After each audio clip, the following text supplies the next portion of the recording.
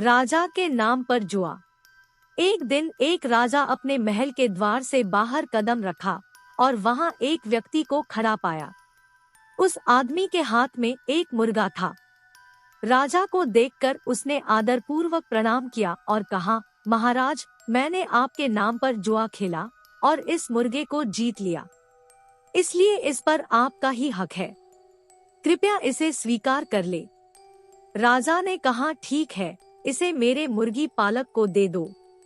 कुछ दिनों बाद राजा ने देखा कि वह आदमी फिर से गेट के बाहर खड़ा है और इस बार उसके साथ एक बकरी थी। उसने राजा को सलाम करते हुए कहा, मैंने यह बकरी आपके नाम पर जीती है महाराज, इसलिए इस पर आपका हक है, इसे ले लीजिए। राजा बहुत खुश हुआ और कहा, इसे मेरे बकरी पालक को दे दो। कुछ हफ्ते बाद वह आदमी एक बार फिर से महल के द्वार पर खड़ा था। इस बार उसके साथ दो आदमी भी थे। राजा के पूछने पर उस आदमी ने कहा, महाराज, आपके नाम पर खेलते हुए मैं इन दोनों आदमियों से 500 सोने के सिक्के हार चुका हूँ।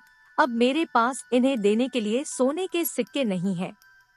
तब राजा को अपनी गलती का एहसास हुआ कि उसने पिछले मौकों पर इस आदमी के उपहारों को स्वीकार कर बड़ी गलती की थी, इसलिए अब वह उसकी मदद करने से इनकार नहीं कर सकता था।